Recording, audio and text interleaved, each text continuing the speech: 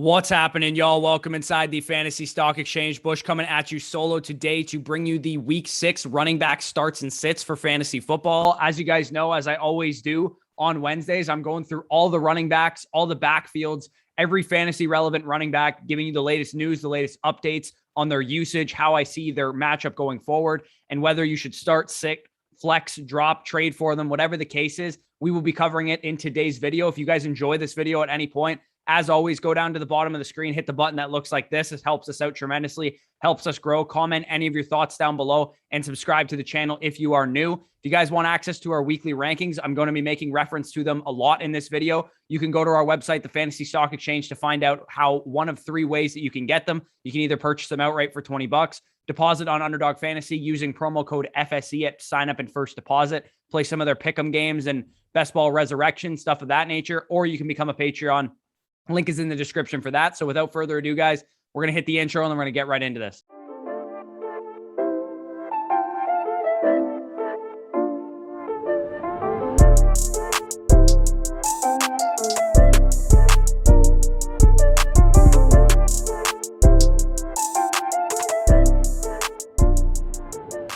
All right, now before we get into the games, guys, I just want to highlight real quick because we do have our first set of bye weeks this week. Currently on bye, we have the Falcons, the Jets, the Saints, and the 49ers.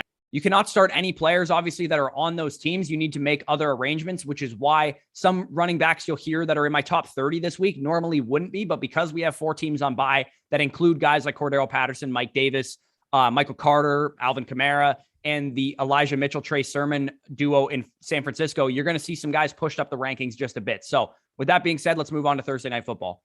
Thursday Night Football, Tampa Bay Buccaneers taking on the Philadelphia Eagles in Philadelphia. In this game, you can start Leonard Fournette and you can flex Miles Sanders. On the Buccaneers side, we saw Fournette continue to eat into Gio Bernard's role last week, and we saw the first inside the 5 carry for this Tampa Bay Buccaneers backfield, and it went to Leonard Fournette. This is a top 18 running back rest of season, top 15 even potentially. As you guys can see on the screen, Leonard Fournette's usage continues to grow with each week that passes. The coaching staff clearly trusts him. Tom Brady clearly trusts him.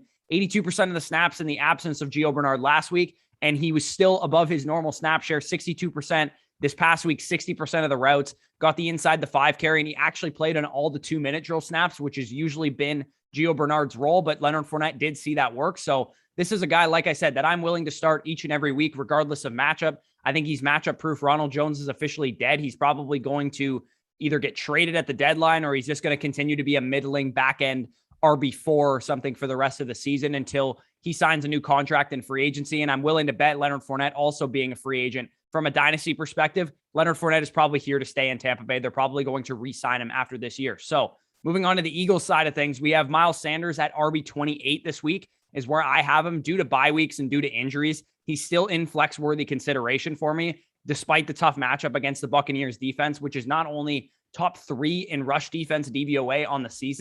Teams just don't run the ball against Tampa Bay. We've seen them abandon the run, the Philadelphia Eagles already, and I have a feeling we could see the same type of game flow and game script in this game. If the Buccaneers get out to a big start at a big lead at the beginning of the game, like we saw for the Dolphins game last week, then there's a good chance that the Eagles abandon the run and they just start throwing all over the yard because they're forced to out of necessity. But of course, it's Thursday Night Football. Weird shit happens. Who knows? Maybe the Eagles will even get out to a big lead in this one because that's just how Thursday Night Football works sometimes. But the bright side for Miles Sanders is that the Panthers defense that he played last week is a tough run defense, and he saw over 16 opportunities and 5 targets within those 16 opportunities last week. And we also saw him regain the primary receiving role over Kenny Gainwell, as you guys can see on the screen. He ran 67% of the routes and got a 16% target share, as I mentioned. So Miles Sanders, even if he is game scripted out from the rushing perspective, he still might be involved in the receiving aspect of the game. So 9:30 a.m. kickoff, Dolphins at Jaguars. Again, another London game. So make sure you guys set your lineup Saturday night if you're on the West Coast especially, or just get up early and set them on Sunday morning. But in this game, you're going to be starting James Robinson.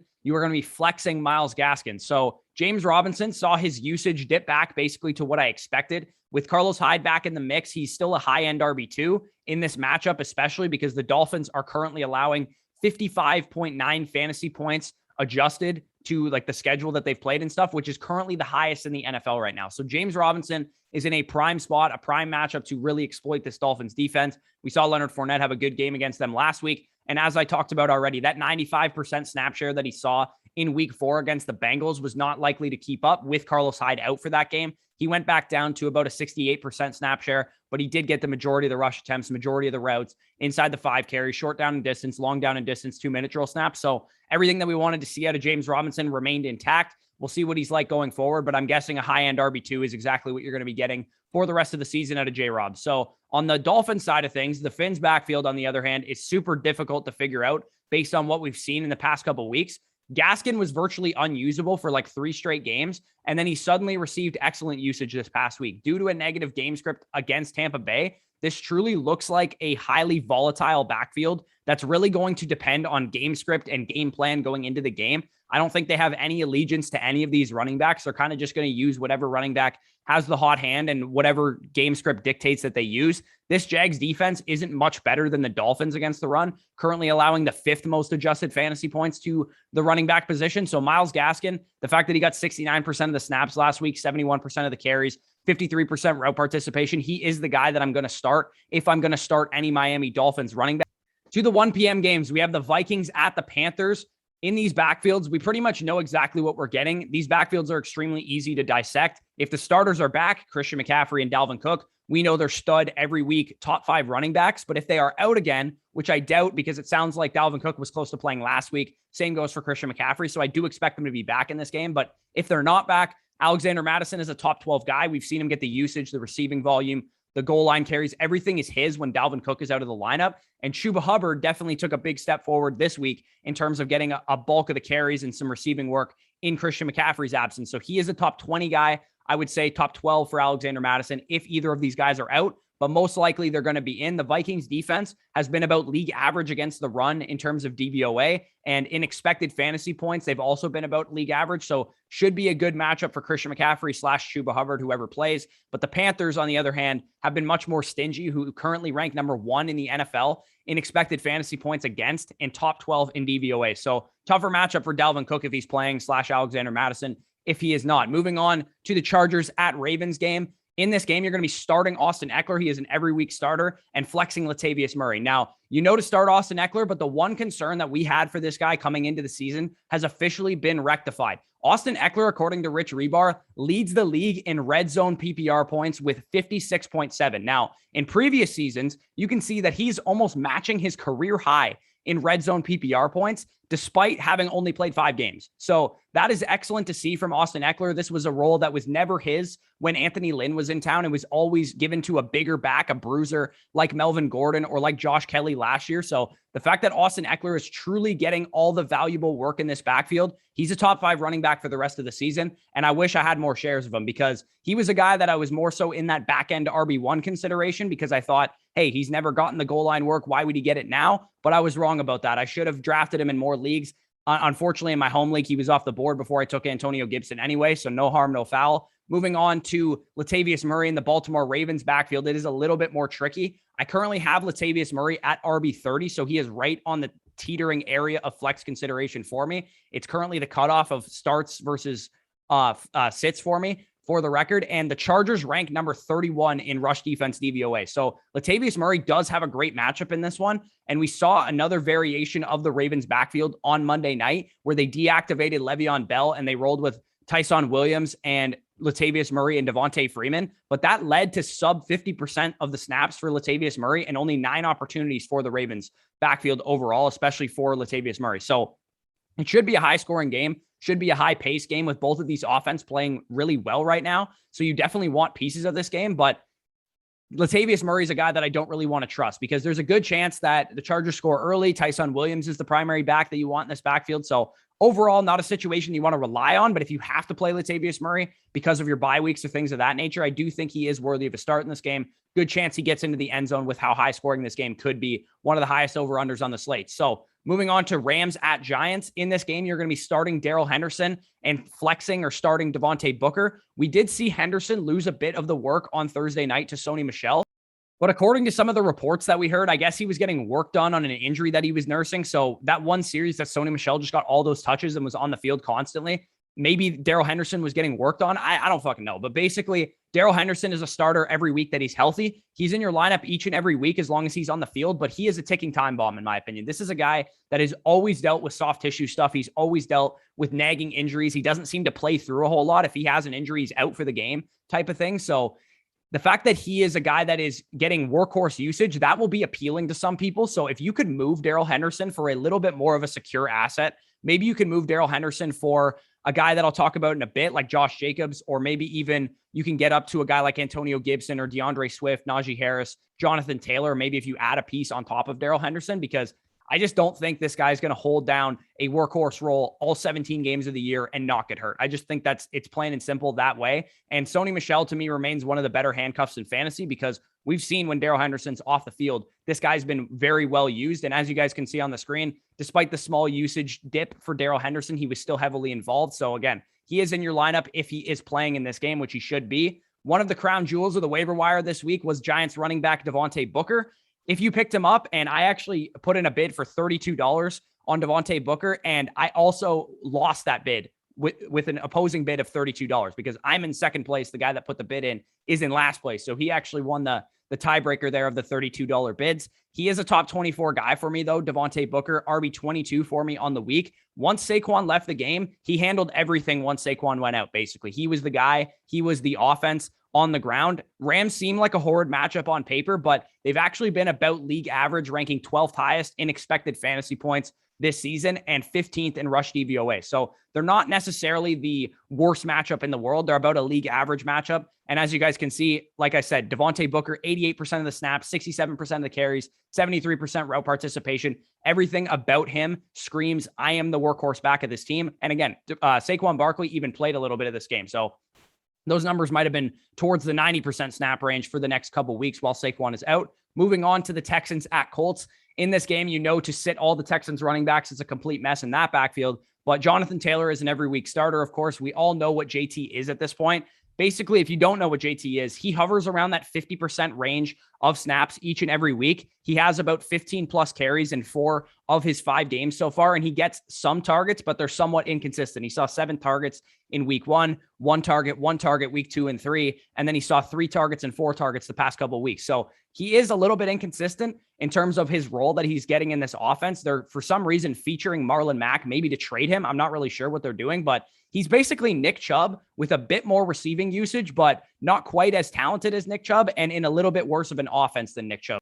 He's basically just Walmart Nick Chubb with a bit more receiving usage, basically. So he's a back-end RB1, high-end RB2 rest of season, a guy that maybe you're looking to shop at this point because he has a pretty high value given the fact that he had a big game on Monday night. If you can get up to DeAndre Swift types or anything like that, then I would go out and try and do that. But still a guy that I view as a back-end RB1 rest of season. The Houston Texans rank dead last in rush defense DVOA on the year. So he is in my top 10 this week. I expect a monster game out of Jonathan Taylor. Could be a great sell high candidate after this week, after 2 straight games of great production. You could upgrade to like an Aaron Jones, Alvin Kamara potentially if he has a monster game in this one. So Chiefs at Washington football team, another game that is chocked full of running back goodness. Flex Darrell Williams in this game. Start Antonio Gibson. And I think you can low-end flex J.D. McKissic in this game. We expect Booker to get everything in New York. But the reason I favored Darrell Williams in terms of my waiver priority and who I was prioritizing this week on waivers was due to the fact that we have 3 guaranteed weeks at minimum of Darrell Williams being the feature back for this team. According to Dwayne McFarland, Darrell Williams handled 83% of the snaps, 67% of the attempts, and ran a route on 81% of the plays.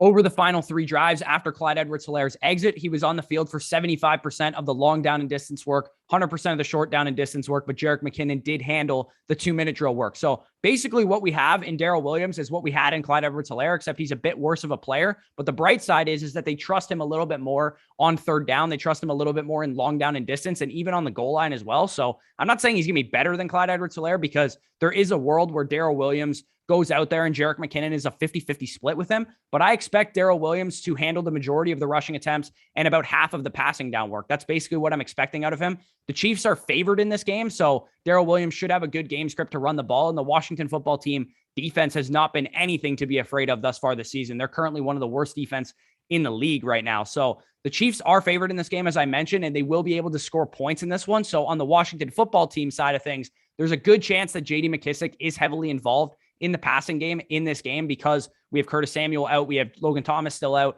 They're going to need to use other guys other than Terry McLaurin, obviously, in the passing game. I'm still starting Antonio Gibson with little concerns, especially considering the Chiefs defense stinks at everything, basically. They rank number 31 in pass defense DVOA and number 31 in rush defense DVOA. So they are literally bottom of the NFL in terms of defensive efficiency in general. So Antonio Gibson should be a great start in this one. JD McKissic, if you're desperate, if you need a bye week fill-in, I think he's a solid start in this one. I have him at RB 32 on the week. I think you can absolutely use him if you're missing Alvin Kamara, if you're missing Michael Carter, if you're missing Elijah Mitchell this week. I think you can use JD McKissic. I doubt he's on your waiver wire, but he is a guy that I'm willing to use if I have him on my roster. Moving on to the next game that we have here, Packers at Bears. In this game, you can start Aaron Jones and Damian Williams. I think you can low-end flex Khalil Herbert if you're desperate in a bye week situation, but start Aaron Jones every week. Don't be worried about A.J. Dillon. I know he siphoned away some of the touchdown luck in that game, but Aaron Jones is the every week starter in this backfield. I'm not concerned about A.J. Dillon whatsoever. On the Bears side of things, though, we got a lot to dissect. So Damian Williams is still the back to own in this backfield, in my opinion. But like I talked about on the live stream on Monday, there's very few running backs in the NFL that are actually handcuffs. And what I mean by that, coaches are not comfortable giving workhorse or whoever the starters, share of touches were to the backup. They'll usually use a committee to some degree. And even Damian Williams, who's been a starter, who's been a feature back in the past, he was still relegated to a committee with Khalil Herbert, who saw 18 carries to Damian Williams' 16. The bright side is that the Bears have an easy matchup in this game against the Packers run defense that is currently 29th in rush defense DVOA, and they're running the ball at a high rate since Justin Fields has taken over. As I said, 34 carries between those two running backs last week. So Damian Williams is still an every week starter, in my opinion, a top 20 running back, but he's not a guy that I think is a top 12 running back like Alexander Mattison is if Dalvin Cook is out. So as you guys can see on the screen, Khalil Herbert did out snap and did out carry Damian Williams in this game, but Damian Williams pretty much had a lock on the targets, on the routes, on everything to do with third down. And he also saw more inside the 5 attempts than Khalil Herbert. So he is the running back to own, but Khalil Herbert will have a role. He can break away big plays. He's a good athlete. So if you need to start him, if you're in a desperation situation, maybe he's available on your waiver wire and you got to plug him in because you're missing Alvin Kamara and Elijah Mitchell this week, I think you can go ahead and do that. So Bengals at Lions, the last 1 p.m. game that we have here. Start Joe Mixon in this game. Start DeAndre Swift in this game. Low-end flex Jamal Williams in this game. So I wish they would have just sat Joe Mixon last week. It would have saved a lot of people a lot of headaches, but I have to assume basically that Joe Mixon will be good to go this week with Pirine on the COVID list. I'd imagine Chris Evans is the backup should anything happen to Mixon during the week and he suffers a setback. Chris Evans will probably have a big workload in that case, but I expect Joe Mixon to play in this game, probably be back to his full workload as well. On the Lions side of things, though, DeAndre Swift is a stud. DeAndre Swift is currently leading the NFL right now in high-value touches, as you guys can see on the screen. Carries inside the 10-yard line and receptions are both considered high-value touches because they result in more fantasy points than a simple carry on a 3rd and 2, for example, that's on the 45-yard line. That's not expected to have a lot of fantasy production, but with DeAndre Swift, he's getting those carries inside the 10-yard line. He's getting those receptions, and he averages 7.2 high-value touches per game and has 5 high-value touches in every game so far this season.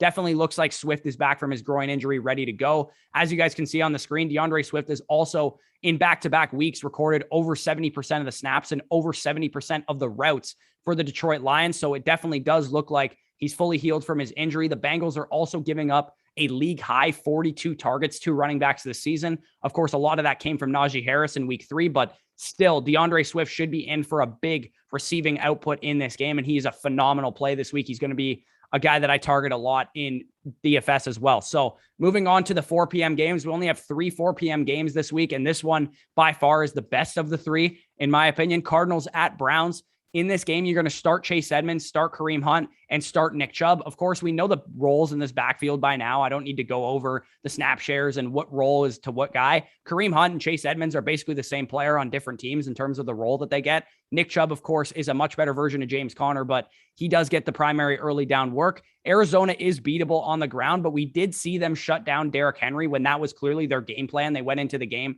we're going to shut down Derrick Henry and force Ryan Tannehill to beat us, and they couldn't do that. So maybe we see a similar game plan for the Browns this week, and they just hone in on shutting down the 2 running backs, and they force Baker Mayfield to beat them, which hasn't worked out thus far this season. So we'll see how Arizona handles it, but I have no concern starting either of those 2 running backs. The Browns run defense, on the other hand, is pretty solid. So it may be a decent game through the air for Chase Edmonds, but not a very good game on the ground for Chase Edmonds. As a guy running upwards of 70% of the routes and over 20% of the time he's running a route, he's being targeted. This is a guy that is an every week starter, no matter what. He's basically the light version of DeAndre Swift. Every touch that he gets is a high value touch because of the offense that he plays in and because of how much receiving work that he gets. So he's a guy that I'm absolutely starting as well. Moving on to the Cowboys at Patriots, start Ezekiel Elliott in this game, start Damian Harris in this game, and low end flex Tony Pollard in this game. So both Elliott and Pollard are running extremely well right now. If you guys aren't aware, both of them rank in the top 5 in PFF's rushing grades right now,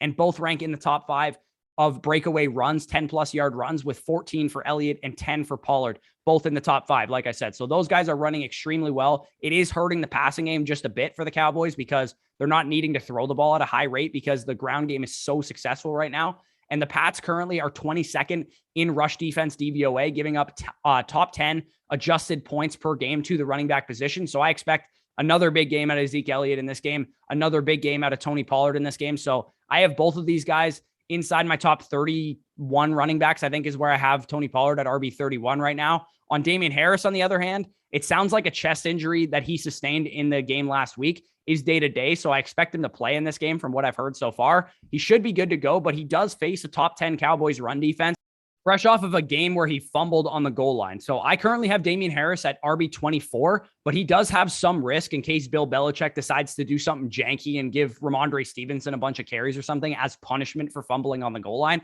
It's a risk. I don't think it's likely to happen, but it definitely could happen knowing Bill Belichick. So the final 4 p.m. game, and then we'll get into the primetime ones this week. Raiders at Broncos. In this game, you can start Josh Jacobs with confidence, flex both Broncos running backs in this game as well. Josh Jacobs is really seeing a differing role than what we've seen so far in his career. He is seeing routes and targets since coming back from his injury, unlike anything that we've seen in the past out of Josh Jacobs. We always knew that he was a workhorse on the ground. He was going to get all the carries, all the goal line work, all of that stuff, but the routes and targets are new for him. He has never really seen that role, whether it was Jalen Richard taking it away or Kenyon Drake early in this season. Jacobs only has 4 career games with 5+ targets, and 2 of them came in the last 2 weeks. And which is weird too, because the Raiders were trailing all game in the last 2 weeks against both the Chargers on Monday night and against the Bears last week. So the fact that Jacobs is running the majority of the routes, and you can see on the screen, Kenyon Drake's role, his role is diminishing each and every week,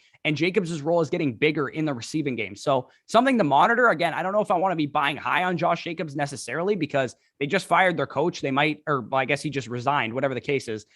They might change up their game plan. They might change up their running back rotation if Gruden is no longer calling the shots there now. So a little bit of risk there, but I like what I'm seeing out of Josh Jacobs. If you do have him, he's definitely performing better than I thought he would to this point in the season. So on the Broncos side of things, both Broncos running backs are getting 14 to 18 rushing attempts / touches per game. And this Raiders defense is currently allowing the 3rd most adjusted fantasy points to the running back position, and just allowed Damian Harris and Khalil Herbert to run all over them pretty much. So I'm pretty sure the Broncos backfield is more talented than the Bears backfield of backups right now. So I have a lot of confidence in starting these guys this week. They're both inside my top 30 comfortably. I think you can start both Javonte Williams and Melvin Gordon. As you guys can see the split on the screen right now, we pretty much know what it is at this point. Javonte Williams, though, for what it's worth, has outperformed Melvin Gordon in fantasy these last 2 weeks, and he's starting to itch his way towards maybe taking over this backfield. We'll have to see. He's definitely a trade target for those of you guys that are 5-0 / 4-1, and I'll probably talk about him next week if he has another good game. So Sunday Night Football, Steelers at Seahawks. This game could have been a lot better. Obviously, with Russell Wilson injured, this game loses a lot of its luster, but start Najee Harris in this game and start Chris Carson if he plays. You can flex Alex Collins if he doesn't play. Now, on Najee Harris, he finally had a game of over 4.1 yards per carry in the season, and every game other than the one game, he was under like 3 yards per carry. So he was completely inefficient on the ground to start the year, but it looks like he's becoming more efficient on the ground. Looks like he's starting to figure things out in his rookie season. And that'll bode well for him, obviously, because we know he's going to get the volume, but the fact that he's actually going to be efficient on the volume is something that we didn't anticipate. And if he does do that, he's going to be a phenomenal fantasy running back. This offense also should be more efficient going forward because, one, they're starting to learn their new scheme and starting to figure things out. Ben looks a little bit less ass than he looked in the first couple of weeks. And Juju's inefficient ass is no longer on the team, which should bode well for the rest of the offense because they can feed the ball to Claypool, to Deontay, to Najee Harris, who are going to be more efficient with it then Juju Smith-Schuster. So on the Seahawks side of things, Chris Carson is really tough to figure out right now because, like I said, Russ is out, which is going to downgrade the whole offense, make them a lot less high scoring. And two, this is Sunday Night Football. So we need to know whether Chris Carson is going to play before probably the 1 p.m. games, maybe even before the 9:30 a.m.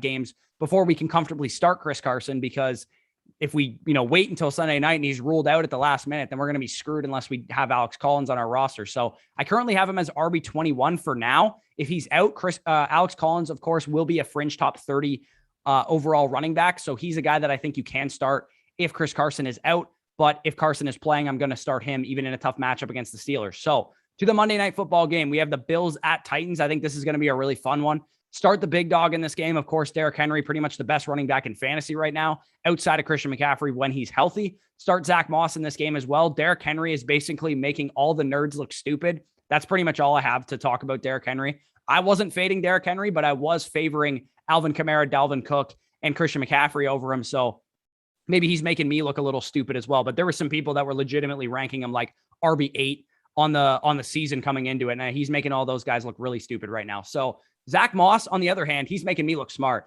I was all over this guy all offseason. It took a big hit in week 1 when he was inactive, but he's my 4th highest owned running back on Underdog right now. And it looks like he's the guy here. Ever since he came back from his injury in week 3 to week 5, he's achieved over 55% of the snaps in every game, including a season high 74% this past week. And he also ran a season high in routes too, 63% of the routes, 16% target share. And he's getting all the long down and distance, all the 2-minute drill snaps, and he's getting a majority of the inside the 5 attempts as well. So he is the running back to own in this backfield. He is the guy that you want. He is a guy that I'm willing to start each and every week as a top 20 running back. So as I mentioned, guys, if you enjoyed this video, please do me a favor, go down and hit the like button. It doesn't cost you anything. It helps us out tremendously. Please comment any of your thoughts down below as well. We will answer your comment. We answer every comment that we get on this channel, and subscribe to the channel if you are new. About 80% of you guys that watch these videos are not subscribed to the channel. Now let's do something to fix that. As I mentioned, if you want access to my weekly rankings, want access to Danny's weekly rankings, you can buy them outright on our website. Link is in the description for $20. You can sign up on patreon.com/fantasy stock exchange. Link is in the description for that, and you'll get the weekly rankings that way. Or you can go to underdogfantasy.com, deposit using promo code FSE, and you will also get access to our weekly rankings that way, as well as a $10 bonus on whatever you deposit on Underdog Fantasy. So with that being said, guys, peace out, and I'll talk to you soon.